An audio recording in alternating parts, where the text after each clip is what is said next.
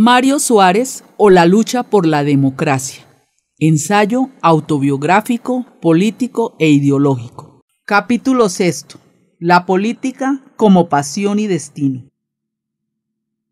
Al final de los años 50 y principios de la década del 60, volví a la política con fuerza.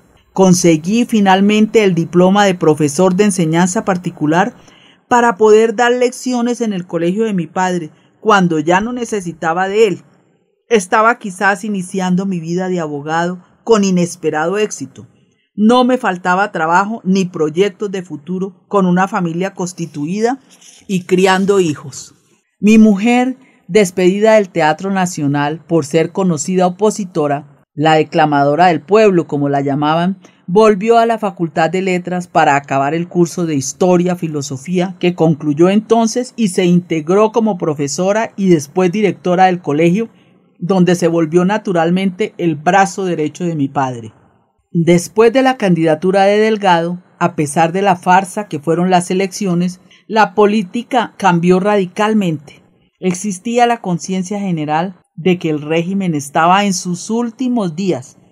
Volví entonces a ser puesto preso y a readquirir un lugar más o menos destacado por voluntad y mérito propio en la política portuguesa opositora. No obstante que las elecciones presidenciales de 1958 fueron oficialmente perdidas por el general Sin Miedo, la opinión pública estaba convencida con razón de que él las había ganado. Quizás Delgado nunca dejó de denunciar el inmenso fraude de que fue víctima.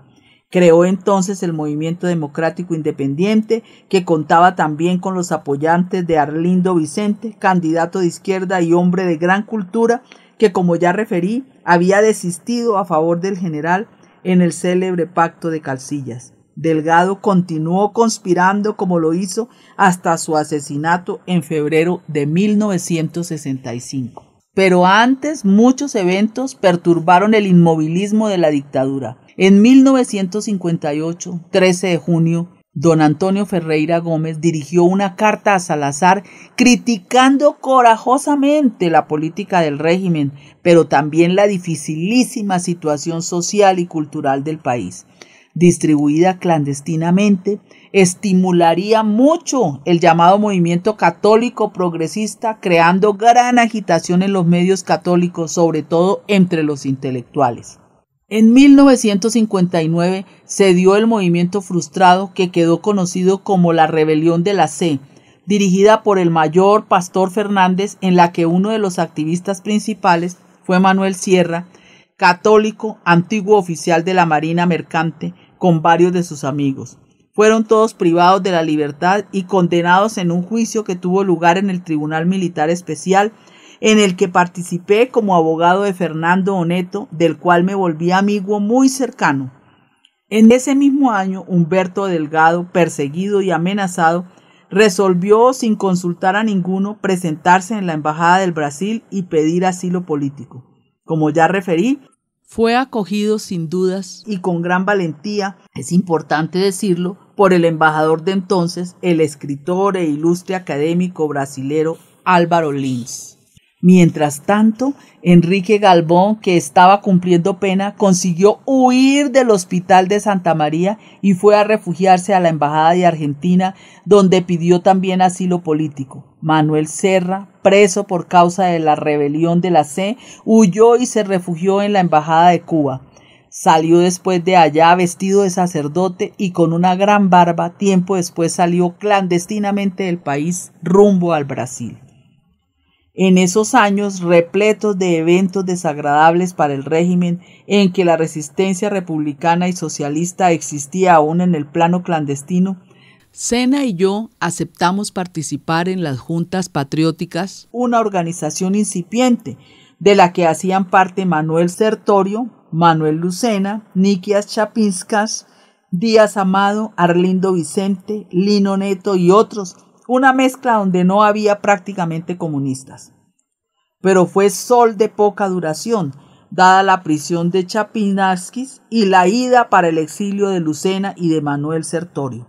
En Argel pasaron a llamarse Juntas Patrióticas de Liberación Nacional, una organización unitaria antifascista que Delgado, en una primera fase, llegó a presidir. Las juntas en el nivel interno no llegaron a tener gran importancia, gracias a las prisiones y sobre todo a las partidas para el exilio. Se extinguieron naturalmente.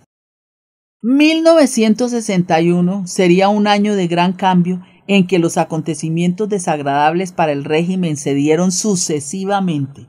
En enero sucedió, como ya referí, el asalto al buque Santa María, bautizado Santa Libertad. Fue un golpe publicitario de primer orden que puso a Portugal en boca de todo el mundo durante varios días, con enormes titulares en todos los periódicos internacionales, revelando urbi et orbi las fragilidades irremediables de la dictadura salazarista. En febrero sucedió el asalto a las prisiones de Luanda, que marcó el inicio del conflicto colonial, y en mayo la aparición de la guerra en el norte de Angola.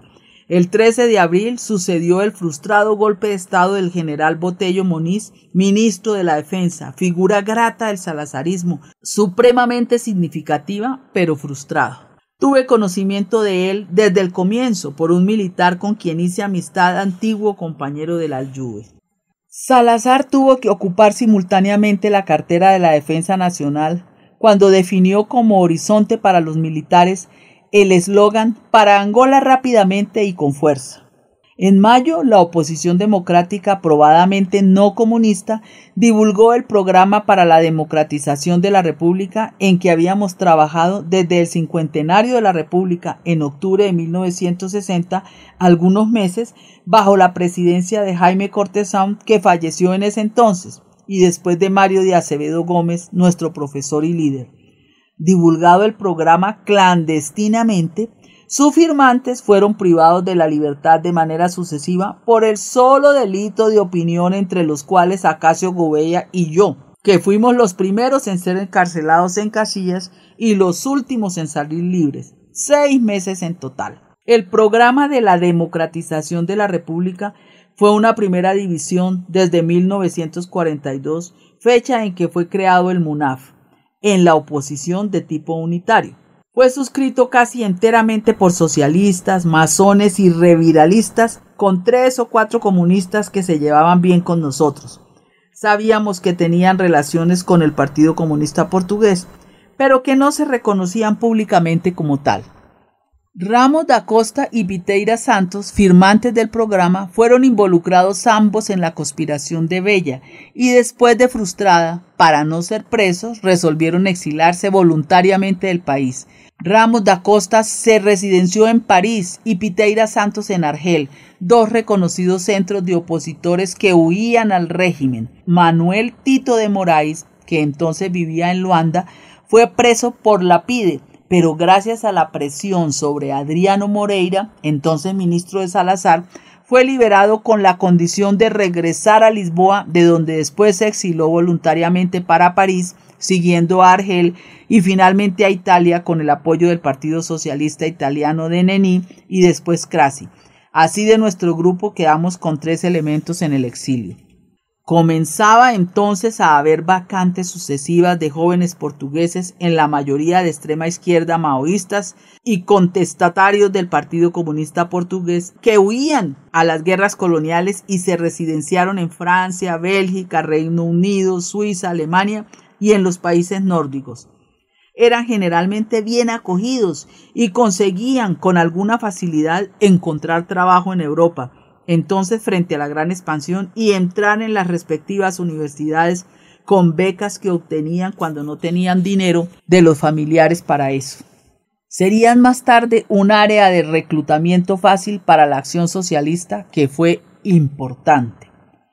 En el comienzo de los años 60 viajé muchas veces al extranjero y fui estableciendo una red larga de contactos que sería decisiva, no solo con los portugueses residentes ahí, sino también con los españoles, los griegos y los nacionalistas africanos de nuestras entonces aún colonias, también con muchos intelectuales y políticos europeos.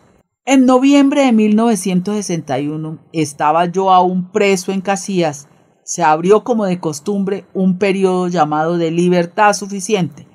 con miras a las pseudoelecciones legislativas, donde la oposición colocó por primera vez la pregunta de la necesidad de promover la autodeterminación de ultramar. El nombre de colonias había sido prohibido y sustituido por provincias ultramarinas en la tentativa infantil de engañar a la ONU. Aún en noviembre, Palma Ignacio, largo tiempo exilado en la América del Norte y después en el Brasil de regreso a la actividad política revolucionaria, desvió en pleno vuelo un avión de la TAP que venía de Marruecos, obligándolo a lanzar manifiestos sobre Lisboa para desenmascarar la farsa electoral. En los años siguientes, hasta 1974, en la prisión o en actividad en la Luar, oiríamos hablar mucho de Palma Ignacio. Finalmente, el 18 de diciembre de 1961, como ya referí, se dio la invasión de Goa, Damián y Diu por el ejército hindú, la prisión del gobernador del llamado Estado portugués de la India, general Vassallo y Silva, y de todos los militares portugueses en servicio en la India, casi sin resistencia. Una vergüenza para Salazar y para Portugal, que podía y debía haber sido evitada.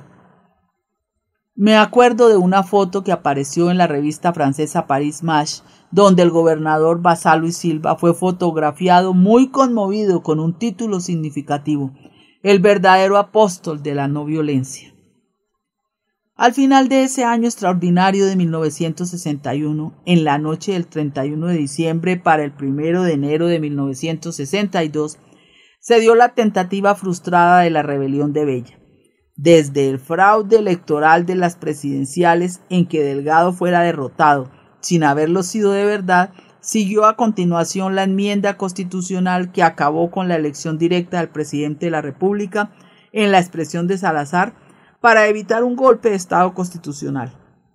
Fue así que la opinión pública opositora se convenció que el régimen salazarista solo podía ser derribado por un golpe militar, una vez que el levantamiento nacional antifascista defendido por el Partido Comunista Portugués se revelara absolutamente irrealista.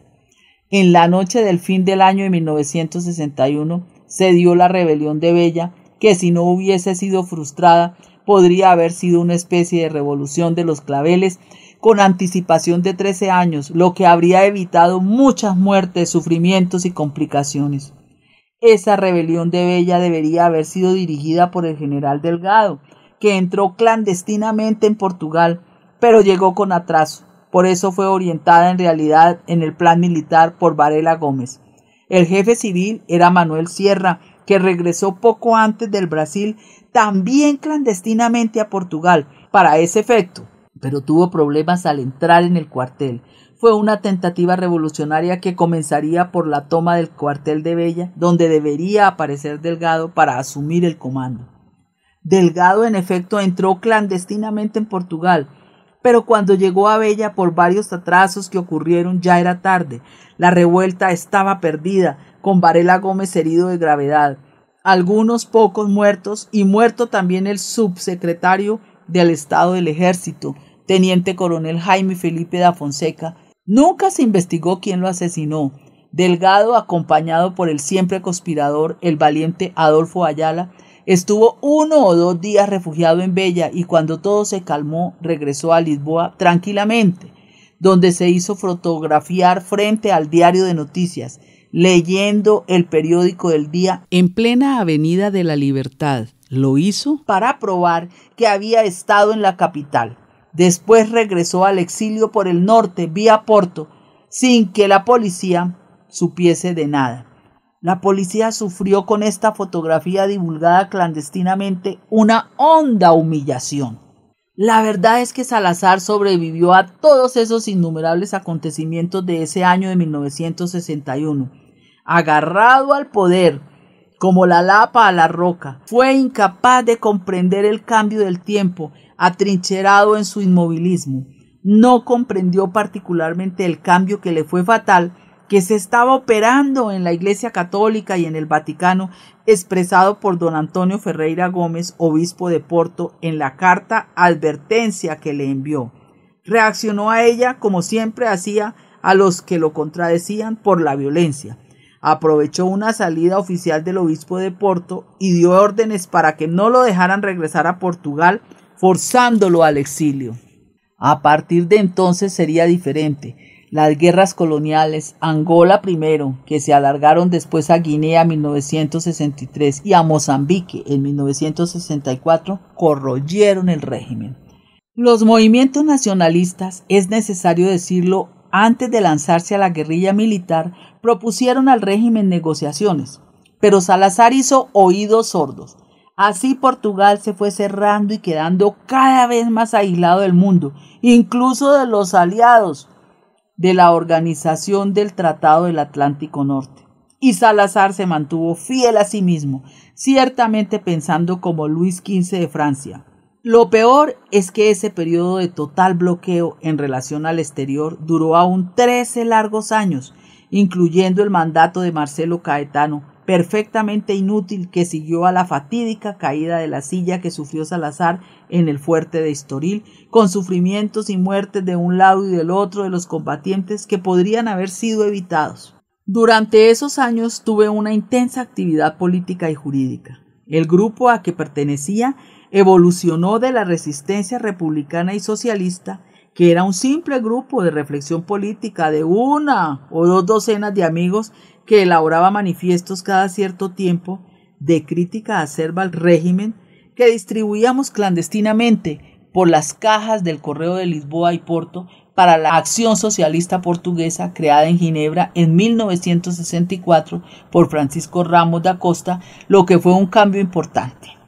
Pasamos de un grupo de reflexión a una organización parapartidaria que se fue articulando por todo el país y entre los exilados en el extranjero, atrayendo jóvenes y operarios, y que vino a acabar en abril de 1973 en la creación del Partido Socialista Portugués en el Congreso de Bad Münstersfort, Alemania Federal. Fui electo secretario general de ambas organizaciones y después repetidamente reelecto secretario general del PS en los congresos legales hasta 1985. De 1961 a 1974, cuando se dio la Revolución de los Claveles que nos trajo la libertad, fueron años para mí de gran actividad político-partidista, pero también de grandes polémicas y sobresaltos personales. 2 largas prisiones, algunos viajes difíciles, la deportación para San Tomé, después el intervalo pseudoelectoral de 1969 y mi primer semiexilio en Francia, viniendo de América, después de la conferencia de prensa que realicé en Nueva York, donde denuncié como una vergüenza inaceptable las guerras coloniales. El régimen internacionalmente desenmascarado por mí, en su realidad reaccionó con violencia, promoviendo ataques furiosos y amenazas contra mí. No pude volver a Portugal. Me refugié entonces en Francia. Finalmente, cuando el fallecimiento de mi padre, estaba yo en Italia, acabando mi libro Le Portugal Bayonnais. Resolví regresar de súbito a Portugal para asistir a su funeral en julio de 1970 sin consultar a nadie. Se dio entonces mi expulsión del territorio nacional, una vez más sin proceso previo, sin ni siquiera hacerme una imputación formal. Fui convocado a la policía por el inspector Pereira de Carvalho, que me concedió 4 horas para abandonar el territorio nacional.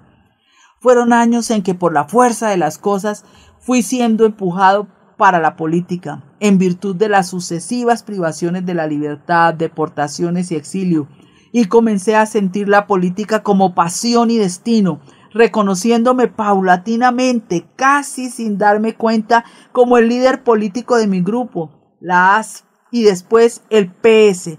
Mirándolo desde mi punto de vista, conocí muchísimas personas de grandes cualidades y de varias nacionalidades.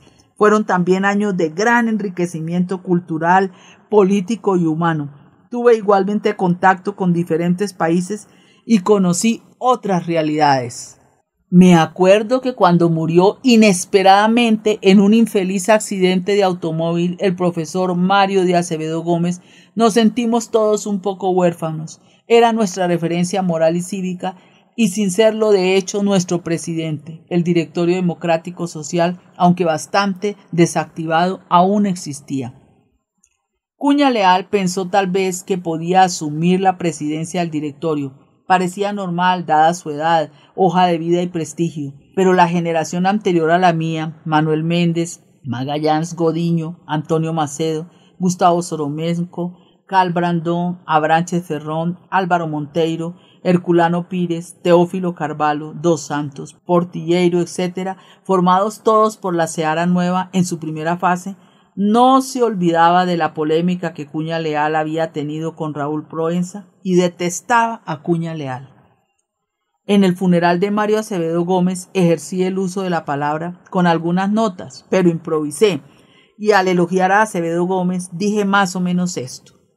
Y ahora, fallecido nuestro indiscutible líder, refiriéndome a él, no aceptaremos otro que no sea de mi generación. Me refería, claro, a Cuña Leal y a la generación de Acevedo Gómez, pero inconscientemente pasé por encima de la generación ya referida inmediatamente encima de la mía. Lo más curioso es que ninguno se dio por aludido y tácitamente todos estuvieron de acuerdo. Recuerdo que Mario Cardía, que en la época aún era comunista, con su habitual argucia se acercó a mí al final de la ceremonia y me dijo: «Usted reivindicó para usted ser el líder de la oposición no comunista. ¡Qué responsabilidad!». Quedé pensando en la observación de Cardía. Sin embargo, no fue esa mi intención. Reconocí que la interpretación de Cardía tenía alguna razón de ser, y en efecto pensé: ¡qué gran responsabilidad! En 1964, como fue dicho antes, fundamos la Acción Socialista Portuguesa en Ginebra. Ramos da Costa y Tito de Moraes estaban ya en el exilio y yo, viniendo del interior, como decíamos, regresaría días después a Portugal. ¿Por qué fundamos la Acción Socialista Portuguesa? Fue más un paso en dirección a la creación del Partido Socialista. Esa fue la razón de fondo. Sufrimos luego dos bajas importantes. Manuel Méndez, francotirador que no quería nada que se asemejase a un partido que veía como un chaleco de fuerza, y Piteira Santos, que nunca dejó de ser comunista, pienso yo, y no obstante que no le gustaba a Cuñal, al que siempre había criticado mucho, lo mismo que al equipo dirigente del Partido Comunista Portugués de entonces. Los otros, con más o menos entusiasmo, aceptaron el cambio de nombre y la estructura parapartidaria ligada a la Internacional Socialista, a la que en efecto vino a pertenecer, incluso antes de transformarse en partido, aceptada como miembro en el Congreso de Viena de Austria en 1972. De ahí el apoyo que tuvimos de Alemania y de otros países como Italia, el Reino Unido, Suecia, Alemania. A partir de entonces y años más tarde, cuando la Acción Socialista Portuguesa se transformó en Partido Socialista. En 1965, en febrero, Delgado desapareció en Badajoz, donde a poca distancia de la frontera con Portugal, algún tiempo después aparecieron dos cadáveres, el de él y el de la secretaria que lo acompañaba, la brasilera Arayarjur Moreira Campos. Fue un choque para toda la oposición. Antes, en la Navidad de 1964, fui a pasar unos días a París y fui invitado por María Lamas, escritora y figura humanista de gran calidad humana, exilada en Francia, para cenar en casa del profesor Emilio Guerrero, a quien además conocía. Para convencerme me dijo que tenía una sorpresa. Cuando llegamos a casa del profesor, un piso modesto, de pocas divisiones, estaba solo él y su mujer. Había, a pesar de esto, en la mesa que estaba ya puesta, un quinto lugar. El profesor, con aire misterioso, me dijo: «Verá quién es cuando llegue». La verdad es que esperamos bastante tiempo hasta que, dada la insistencia de doña Alice, pienso que así se llamaba, el profesor Guerreiro nos mandó a sentar y la cena comenzó a ser servida. Finalmente estábamos casi al final de la cena. Tocaron a la puerta. Era el general Delgado en persona. Estaba más flaco, pero no menos impaciente. Yo lo había ido a ver clandestinamente a Praga meses antes, cuando fue operado y corría riesgo su vida. Fue el Partido Comunista Portugués que me contactó y me pidió ir allá para verificar con mis propios ojos cómo estaba siendo tratado. No querían que por acaso muriera y Lapide dijera que había sido el Partido Comunista el que lo había matado. Yo sería, según los comunistas, un testigo que podía hablar y responder por lo contrario. En esa época Delgado ya andaba a las cabezadas con la Junta Patriótica de Liberación Nacional, donde estaban representados algunos comunistas, como Pedro Suárez y Ramos de Almeida, pero también Tito de Moraes por la Resistencia Republicana y Piteira Santos como independiente, entre otros. Acepté los riesgos inherentes a ese viaje clandestino y fui a Praga. Fue por lo demás la primera vez que entré clandestinamente en un país comunista, donde estuve 4 o 5 días y no quedé nada convencido con el sistema, como ya dije. Encontré a Humberto Delgado en franca recuperación, en un hospital excelente, es un decir, a algunos kilómetros de la capital. Hablamos largamente. Él, que me consideraba, como decía, el hombre de las barbas, como se refería con un tono de ironía a Jaime Cortesano y a Acevedo Gómez, manifestó expresamente su gusto de verme en el aislamiento en que estaba y comprendió el riesgo que había corrido para visitarlo en el difícil viaje que hice a Checoslovaquia. En cierta altura quedé eufórico cuando me garantizó que iría a derrumbar revolucionariamente a Salazar. Llamó una enfermera y le dijo: tráigame una botella de champaña y de la Crimea para celebrar con este amigo mío el compromiso que acabo de asumir con él. Fue un pedido que no olvido, como tampoco la recomendación que me hizo para transmitir a su esposa, doña Iva, que le mandara el uniforme de general, lo que cumplí. Esa noche en París, Delgado estaba de nuevo eufórico. Nos anunció la conspiración que según él estaba de nuevo en marcha y en la que finalmente el régimen sería derribado. Yo conocía por conducto de Tito de Moraes y de Piteira Santos, que estaban en Argel, las dificultades y divisiones que había en relación al presidente Humberto Delgado, como él era llamado en Argel, y viviendo yo en Lisboa, tenía informaciones precisas de que la oposición estaba en una fase de desaliento después del desastre de la rebelión de Bella a que ya me referí. Quizás el juzgamiento de Bella, en que participé como abogado, aún no había comenzado. Fui en él defensor del mayor Pestana y del matrimonio Ligia Veloso, médica, y Francisco Veloso, futuro banquero, ambos participantes en la revolución y que después se refugiaron en la embajada del Brasil en Lisboa, donde los visité varias veces. Tenía, por lo tanto, casi la certeza, cuando escuché a Delgado en París, que la nueva revolución con la que el general soñaba no pasaba de ser solo una fantasía, sino que era cosa peor, una trampa de Lapide. Delgado ni siquiera quiso discutir conmigo cuando le transmití mis dudas que María Lamas compartía, pero no Emilio Guerrero, nuestro anfitrión. Me dijo categóricamente: ustedes solo saben hacer papeles y manifiestos contra el régimen, pero la caída del régimen no se consigue con papeles, se consigue con una revolución armada. Nos encontraremos en Lisboa al principio del próximo año con la operación quirúrgica resuelta y ya en libertad. Y salió muy afanado y no quiso cenar. Noté a la salida, cuando abrió la chaqueta, que tenía una larga mancha de sangre en la camisa. Le pregunté: señor general, ¿qué es eso? Me respondió: no es nada, es la consecuencia de la operación que me hice en Praga cuando usted me visitó. Y salió con la misma prisa con que entró. Fue la última vez que lo vi. Cuando salí con doña María Lamas, fui llevado a su hotel en el Quartier Latin. Atravesamos París en el metro y por lo tanto tuvimos tiempo para conversar y reflexionar. Estábamos ambos muy preocupados porque nos parecía que el general estaba siendo engañado. Para mí eso era obvio.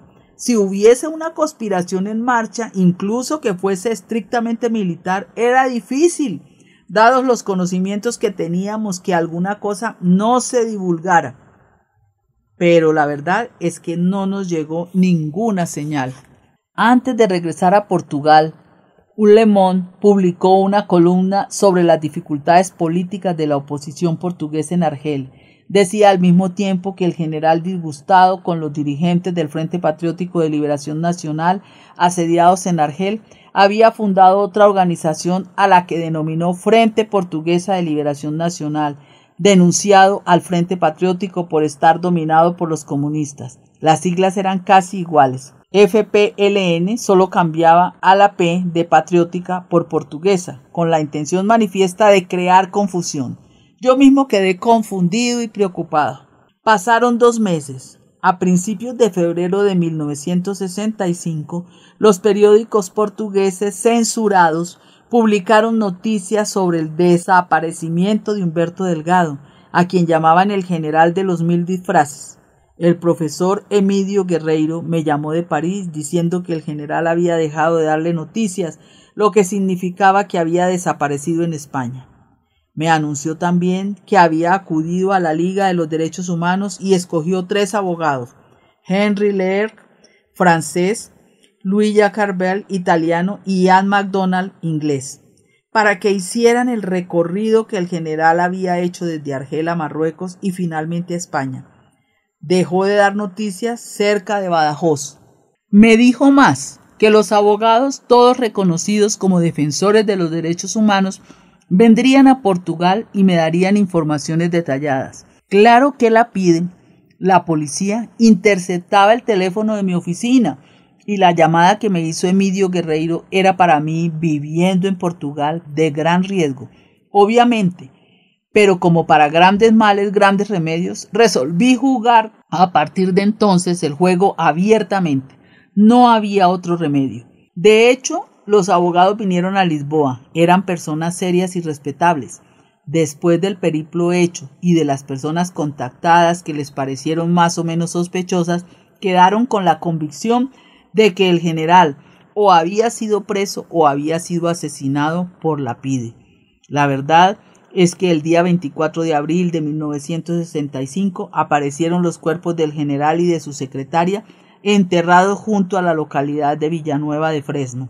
Comenzó entonces para mí uno de los periodos más arriesgados y difíciles de mi vida política y jurídica.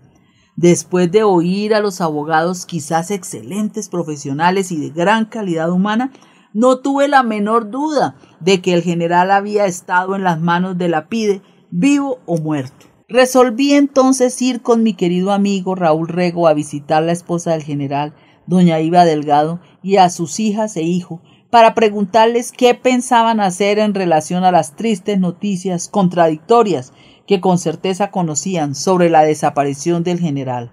Me respondieron que no tenían idea, estaban temiendo que le hubiera acontecido lo peor. Les pregunté si tenían un abogado dispuesto a ir a Badajoz a investigar la misteriosa desaparición e intentar ver los cuerpos aparecidos. Me dijeron que no, y más, que en el ambiente de miedo que se vivía no había quien quisiera hacerse cargo del caso.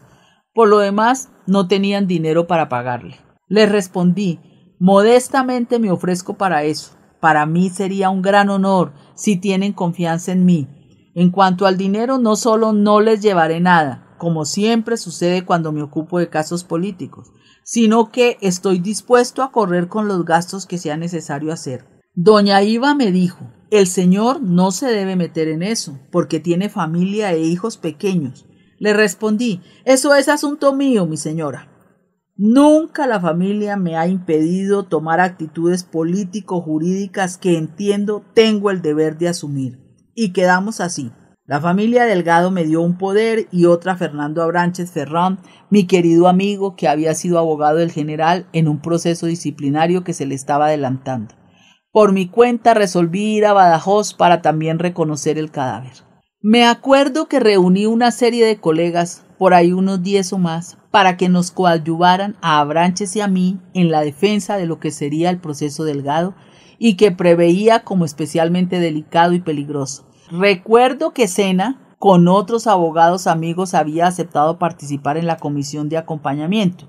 Entre otros eran Acacio Gubea, Jaime Afrezón, Luis Saías, Alzado Baptista, Eduardo Figueredo, Vasco de Gama Fernández, Antonio Macedo y Joaquín Pírez de Lima, José Magallanes Gudiño y Gustavo Soromego. Sena dijo una vez más, cualquier otro estaría afligido con la responsabilidad que el poder de la viuda y de los hijos de Delgado representa. Pero Mario, vean, está contentísimo. Y era verdad, comprendí desde el inicio que sería el más importante proceso de mi vida política, y lo fue.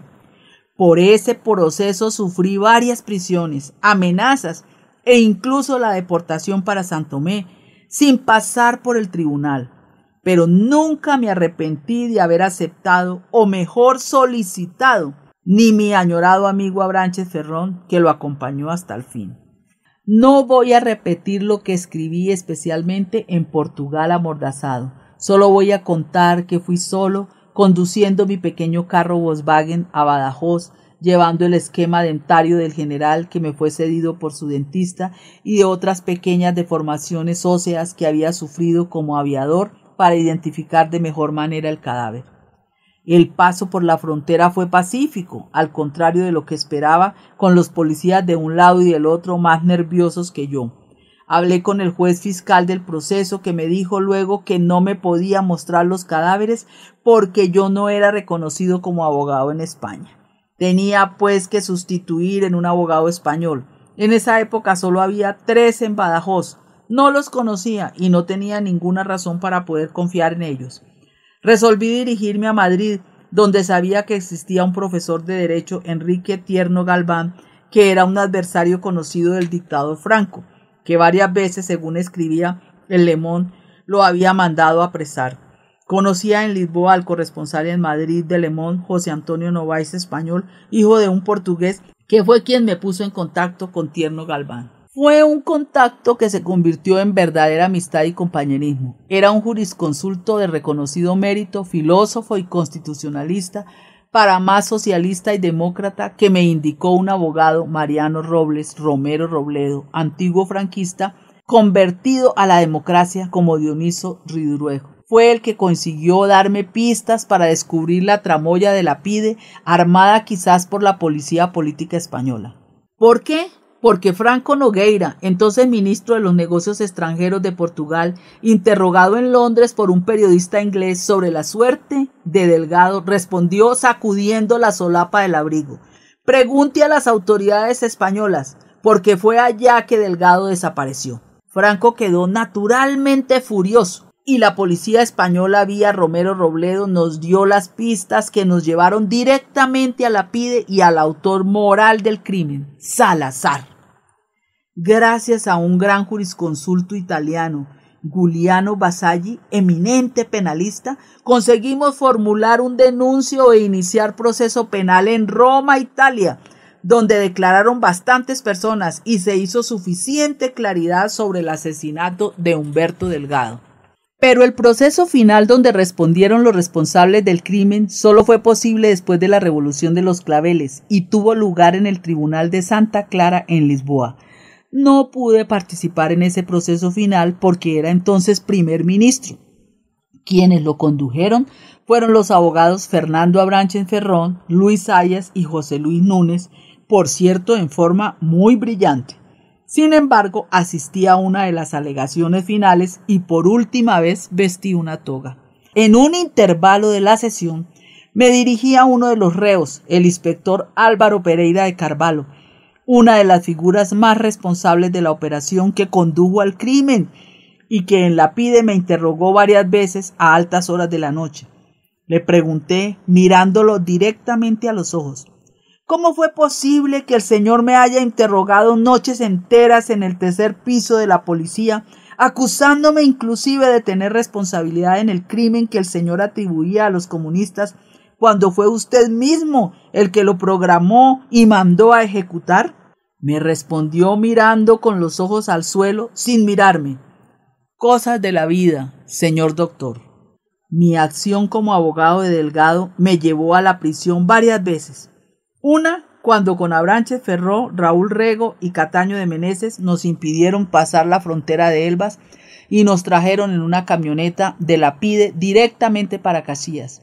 Íbamos a encontrarnos con el juez de Badajoz, Crespo Márquez, con la idea de tomar medidas para que los cadáveres pudiesen ser traídos para Portugal. Otra, cuando me tuvieron preso en Casillas, aislado por 3 meses con el pretexto de los llamados ballets rosés, y me pusieron en libertad por mi abogado José Magallanes Godiño, quien invocó el habeas corpus, y 3 días después me volvieron a detener y me enviaron para San Tomé deportado por tiempo indeterminado y sin juzgamiento previo.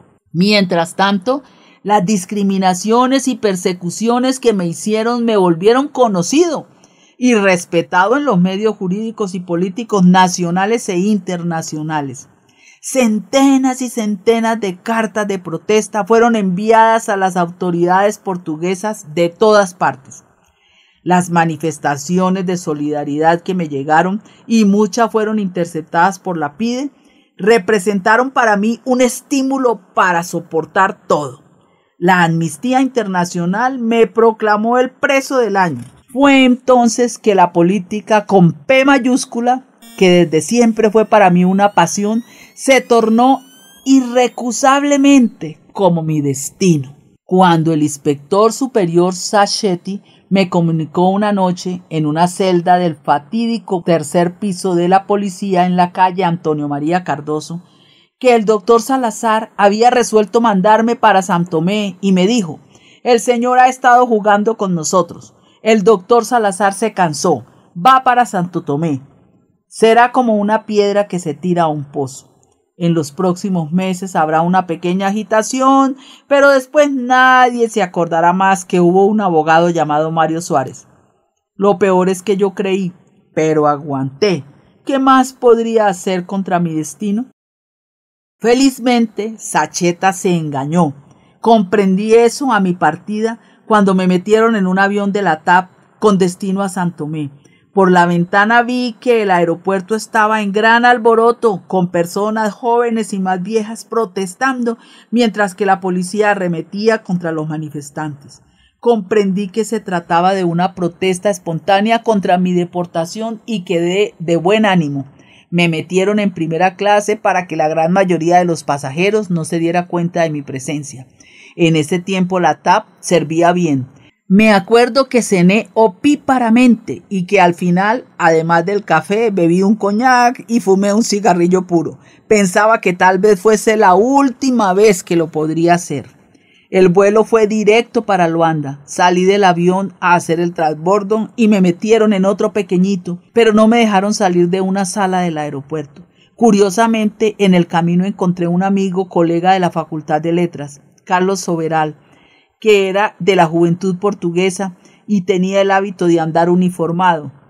Cosa rarísima, pero me saludó cordialmente, sin embargo con una mirada de asombro. Y así partí para San Tomé. Nunca había estado en África, ni nunca había sido deportado. Una experiencia doblemente nueva. La llegada al aeropuerto de San Tomé me causó una impresión extraña. Había un calor abrasador y las personas estaban todas vestidas de blanco, muchas en mangas de camisa. Yo venía con un traje de franela oscuro de invierno, con camisa y corbata. Me dio la sensación de ser una mosca extraña y caer en un plato muy caliente de sopa. Toda la gente sabía que yo iba a llegar. La radio había dado la noticia. No había otros deportados además de mí. Era una ave rara. Toda la gente me miraba, pero nadie se atrevía a hablarme. De acuerdo a lo que pude darme cuenta, la población que acudió al aeropuerto manifestaba una mezcla de miedo y curiosidad.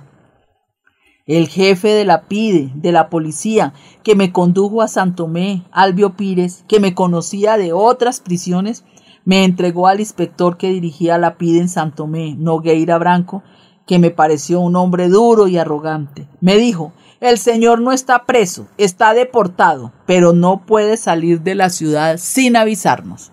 No me quedó claro, pero mientras tanto apareció un colega mío del liceo, Aprigio Malveiro, que preguntó al inspector Nogueira Branco si me podía saludar, y como no hubo respuesta, nos abrazamos. Pregunté al jefe de la PIDE dónde me iría a quedar. Encogió los hombros y me dijo: donde quiera. El señor no está preso, está confinado en esta isla. Fue entonces que Aprigio me dijo que había una pequeña pensión de nombre Posada de San Lorenzo donde me podría quedar, y se ofreció para llevarme. Era la única pensión que existía en San Tomé, gerenciada por un señor Reyes que decían era informador de la policía. No voy a contar lo que pasó, y viví en San Tomé. en los 8 meses que estuve allá y de donde regresé gracias a la inesperada caída de la silla del dictador. Tengo en la memoria decenas de historias, unas divertidas, otras no, que podría contar, que no vienen a propósito en un libro que es un ensayo autobiográfico, político e ideológico. Me limito a señalar que fue un tiempo en que aprendí mucho sobre mí mismo, pero también sobre los otros. Me adapté fácilmente a una situación de aislamiento difícil. Creé poco a poco amistades y simpatías e hice siempre buena cara al mal tiempo. Esto es, resistí con coraje, aprendí en África donde nunca había estado y a pesar de que llegué como un predestinado a la condena, salí de allá como casi un héroe, con la solidaridad de los santomeses y la simpatía o el oportunismo de los blancos y de los pequeños labradores que fueron a despedirse de mí en el aeropuerto. Me veían un poco como el personaje principal del romance de Carlo Levi titulado Cristo paró en Éboli, un médico antifascista deportado para el sur de Italia, una tierra agreste para morir, donde salió después de haber tratado a toda la gente, a todos los abrazos, como un héroe. Estuve bastante tiempo aislado, sin embargo mi mujer y mis hijos estuvieron allá durante las vacaciones y estuvieron escribiéndome y animándome siempre sin una sola queja, como mi padre también, quizás con casi 90 años.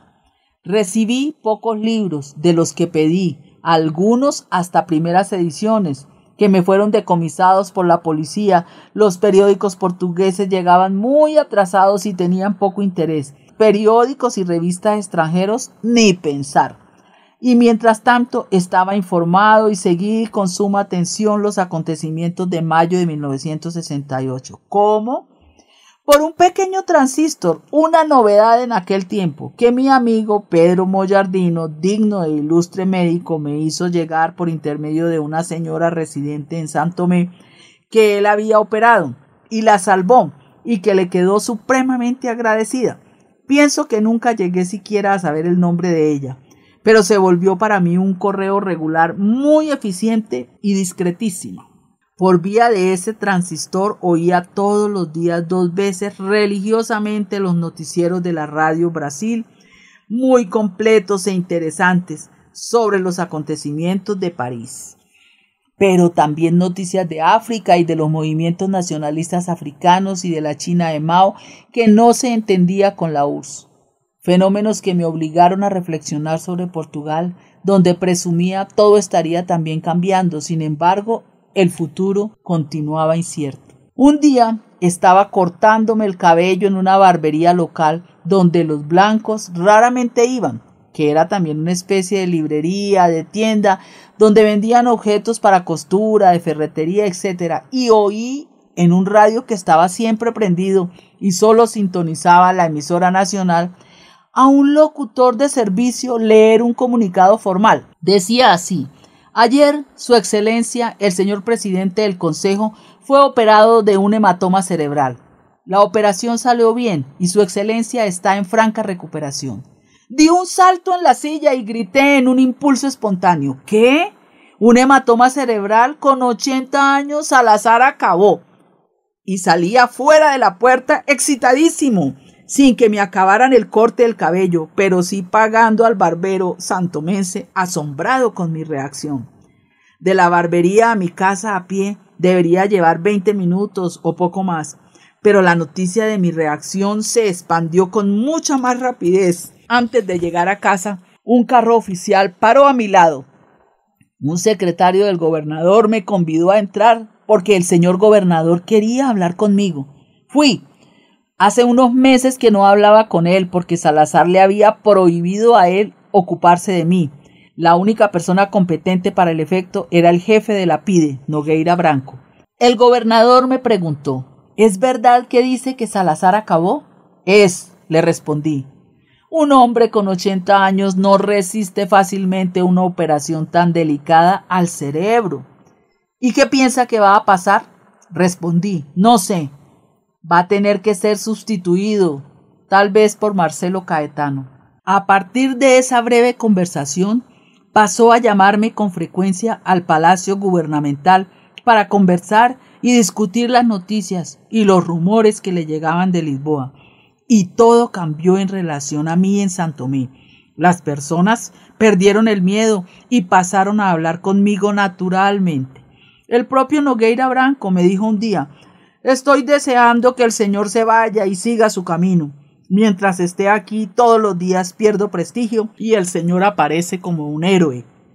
Pero después partí para Lisboa vía Luanda, acompañado de mi mujer y de 2 policías de la PIDE, pero no preso, como se esforzaban en decir. En noviembre de 1968, días antes de mi padre completar 90 años, el 17 de noviembre, regresaba a Lisboa más preparado y con un gran sentido de responsabilidad para encarar una situación política que no sabía cómo iría a evolucionar, pero con grandes desconfianzas de mi parte. Tanto más que había una perspectiva de elecciones iguales a las farsas de Salazar que me preocupaban. Caetano había anunciado una primavera política de la que siempre desconfié. Era una nueva fase política que comenzaba.